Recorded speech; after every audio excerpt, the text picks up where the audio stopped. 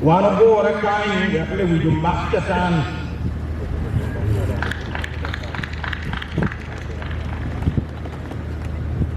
The devil who was operating in people like Idi Amin.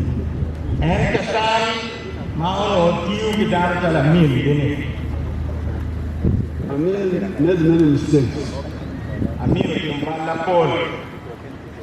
First of all, he imposed himself on us as a leader.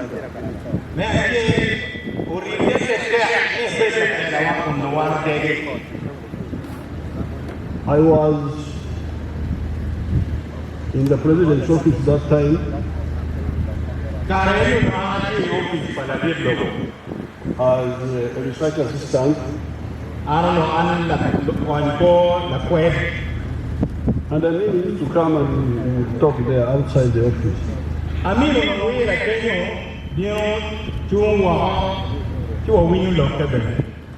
When he would be coming from meeting your body.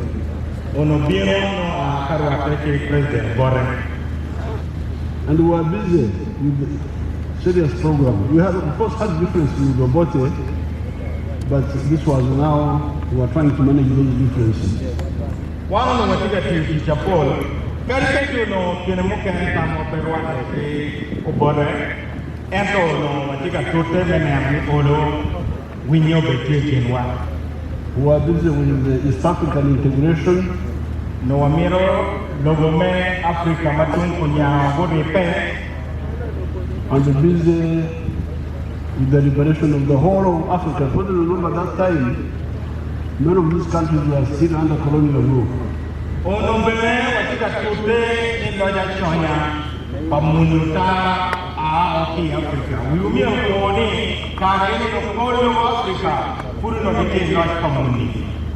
Mozambique, Angola, Zimbabwe, South Africa, and all were still under white minority rule. And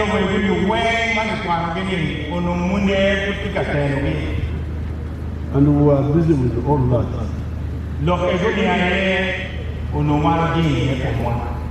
And as a youth, we were trying to move people like Obote, like Kenyatta, like Mwalimu Nyerere, like Kaunda, to move on those fronts, liberation and integration. Don't want to tell Bulika, no one can deal to tell them about taking him one kind of border, Kaunda, Nyerere, we are in who is where the women Africa well known not can. Then on a Monday 25th, when we were going to work, going to go to work, there is some problem. Don't you the beach, but you might say anymore up here were telling you. No, I think you're going to take away. I was staying in the house yesterday. I don't know, I very so we sat in the house, and then at around 3, they announced that Amin had become president of Uganda. Don't want what you can do, and one day when you love me, Amin, I don't get a Uganda. So I got in a car and went, we called our group of student leaders. Don't you mutaha? A board, the water, Mount one, the Tian Quanta, and went to Bugorobi. You were terrible, in the house of Yona Kanyomos. Ibugolobi, what Gana, Yona Kanyomos. And we said we are not going to accept Amin. One more time, one of our kids, you Museveni, you go and we start the resistance against Amin. Don't an Kachokawan, Uchwala, Nick Andong, Yaratel, Joma Bicha, or Jemo.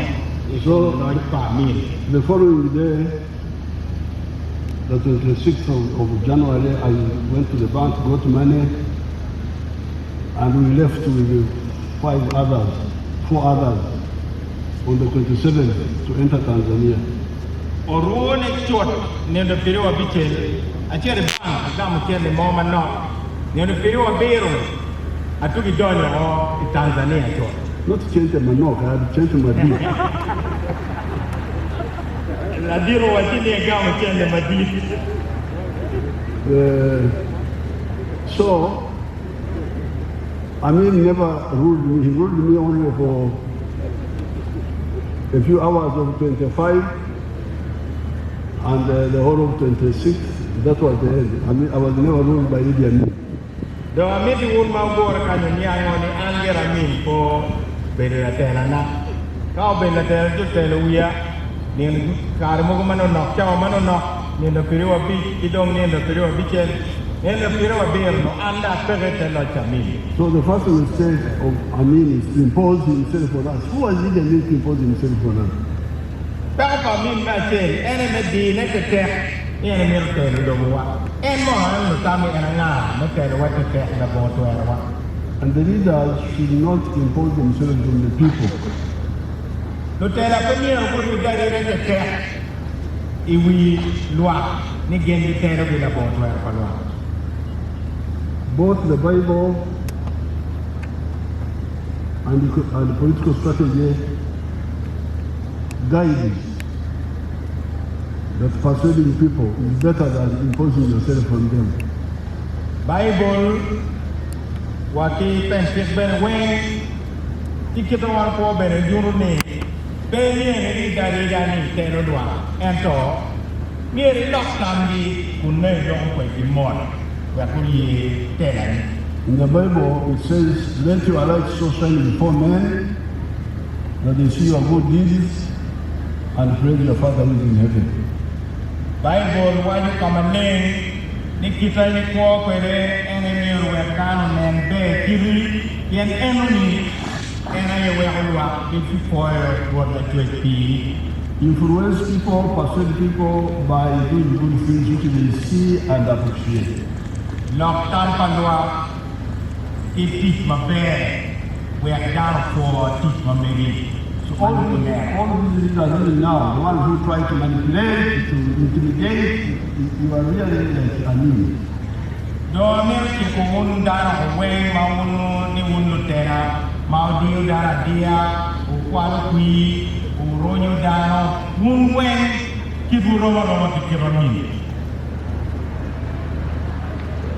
Here, I have got a good testimony here. Amir mo ko taden tin tamana ki. In many elections, Northern Uganda was not voting for us. Por kui no wen ko mali Uganda na kwak pe go na kui. I think at one time we were getting 12%. Kamu lupo no ka kui dong duong no kai kong kui mia je no ko no pa ri ke. In 2011, it went up a bit. It was much better that time. Mohani dari ka para ke kui na oro meke manona. But NLM continued working for Northern Uganda, whether they voted for us or they didn't vote for us. And to one macharo NRM pewati oberu ya omede ke ti luak me ko mari Uganda. Kali pe dino pe ki boli wa kui. March here. Winyo eno electricity. So we brought electricity all the way from Lira up to here. Wakubu maji me awa kudira o wakani kama waki. Because when the NLM electricity was ending in Lira. Karma wano bini loj o no maji electricity gift for Lira. Whether the people voted for us or they didn't, no, you take the electricity. Wano maji kaina ki boli wa kui, nyope ki boli wa kui, wano kwa obetero maji. Schools, Gangkwan, health centers, Otya, water. tea.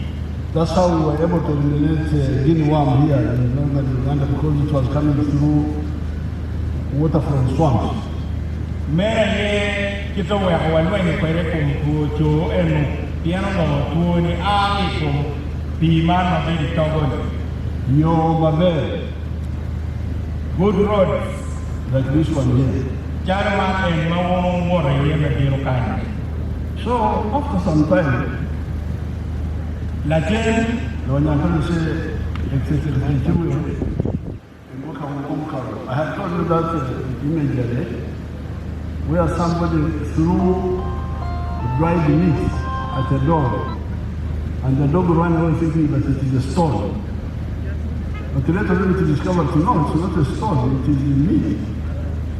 Donc kita wan be da te ro ko ne jami ai be do no pe ke bolo wa kui er wan be da te jema be be ko ora ki cha lo ma ti bot banyan ko ni da cho mo nya mo pa ri no ko bot bo wo ko ma ya mo ji no ta mi ko la be ka do la chen do ko ko ni ka ne ti ka ni no ni.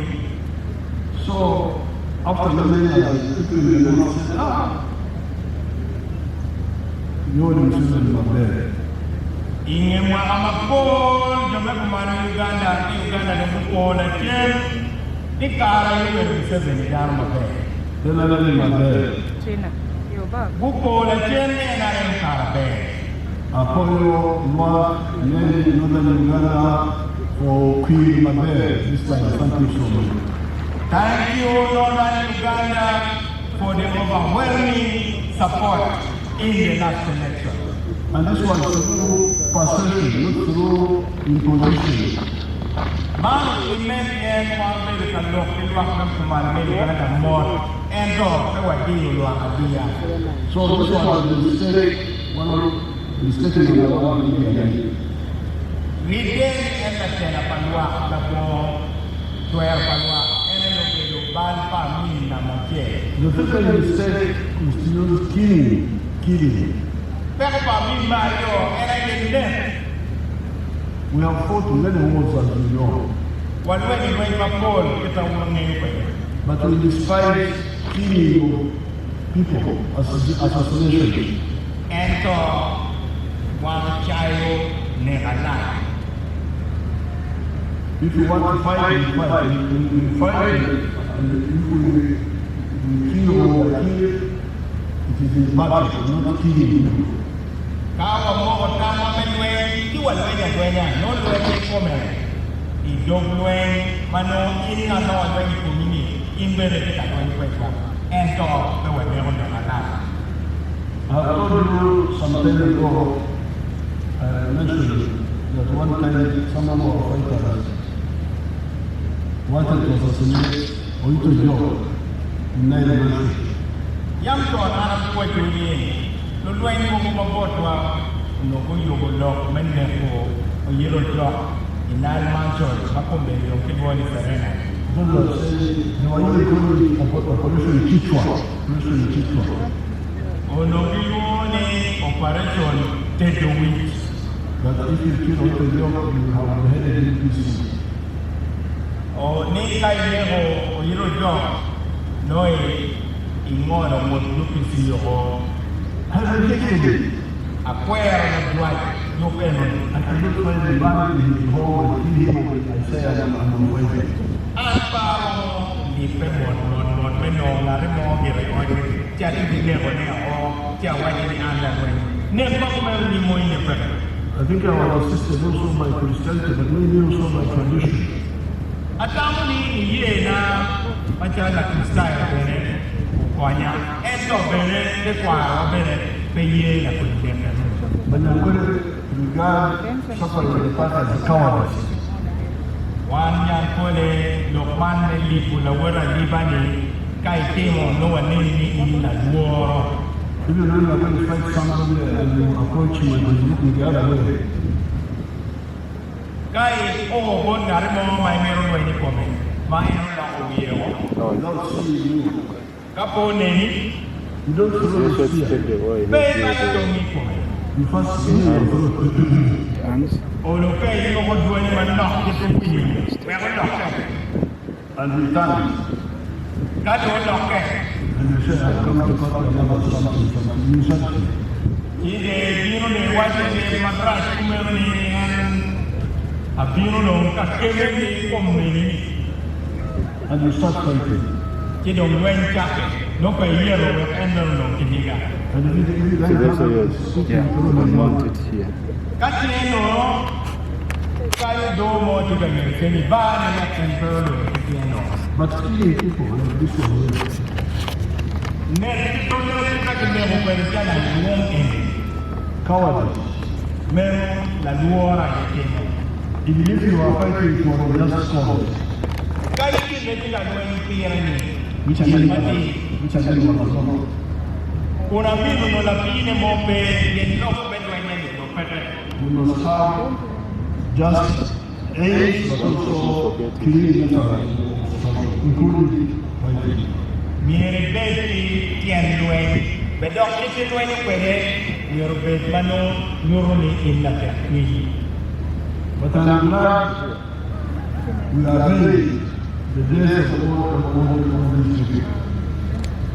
Yomni wachulu ko pajana ni luomgi kijomo kere wen mami ne odi yo Not mala. only the war, but all those people who are accused by them.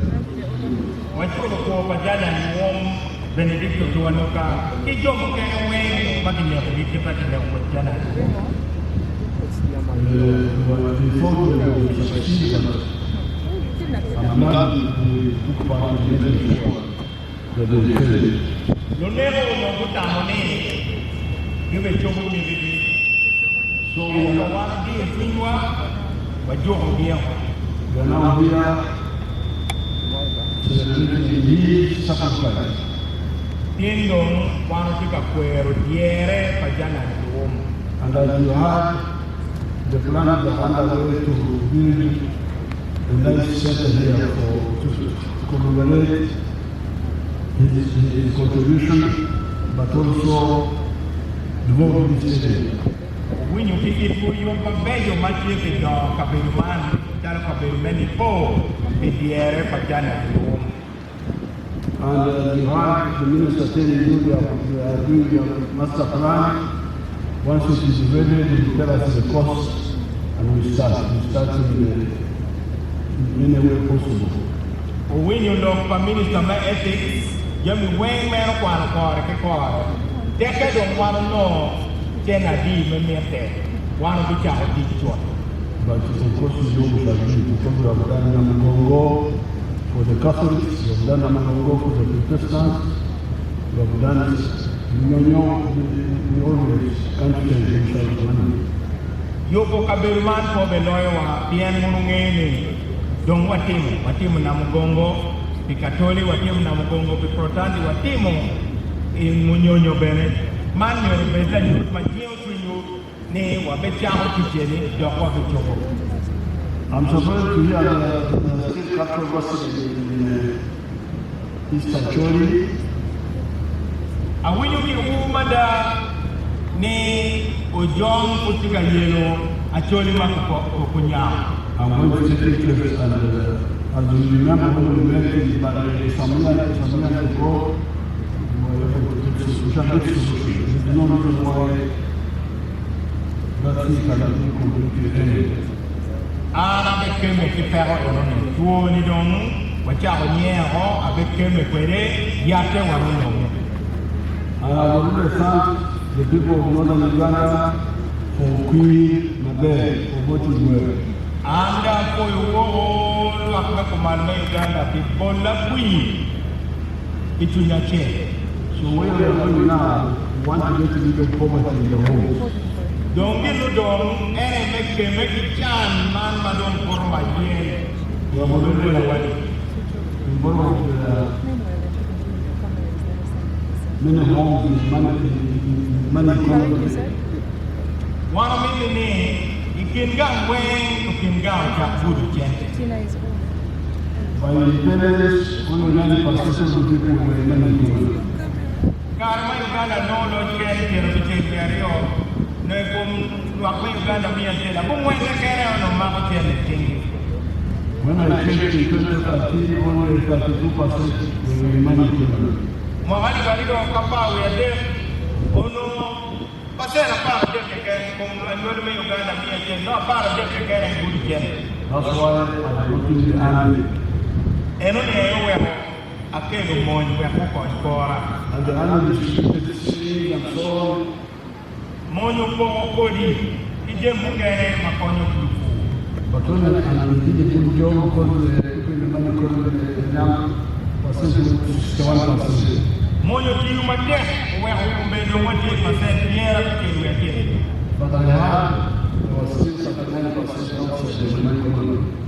And the junior training, percent the when food pay budget. That's why we go to Kitgum. BTN look and only which are program at the morning BDM.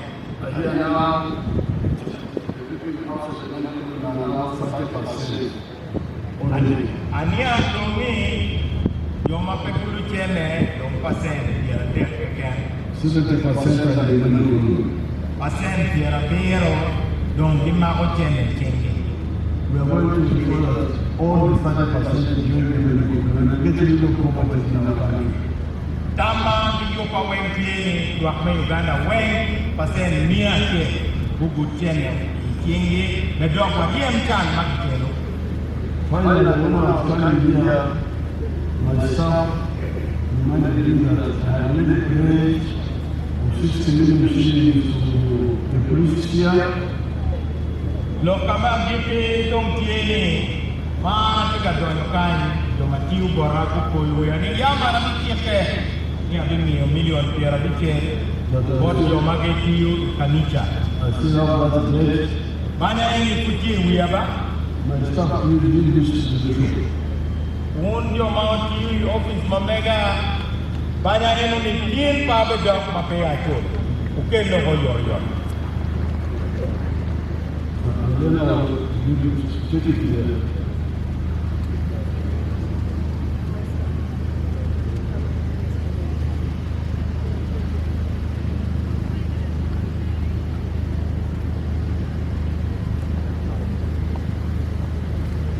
And when we were coming, Mama and myself had some appointments for the church. Maji kabino bere an kachele imama wayumo coach mamegwa mot kanisa. The one of the baskets, please come and take our appointments. Kaibeti nane cha mimi mot kuno ana pere alegi ni opera dugume mot we an kachele imama wakere ye Nick mamegwa bere. I don't want to quit. Oh, this is a protocol. Yeah, we have got it. We have got it. Dr. Gladys Baker. Thank you so much. So that is really one or two one by now. That Man olodong ogonya o ibanache. there were 2 trucks. Abidi kebere ni abimio lori ario. I don't know to whom. They were taking so the big touches the bishop and the 2 trucks in 2 weeks. Amero cheke kanye mapia chabira rio karo isaka chini no lori ario no okai don wonwa bishop kitara era ye kubikeme kweli wa lori ubinti. Apoyo Mate and Ubanga Koy. Apoyo Mate. God bless you.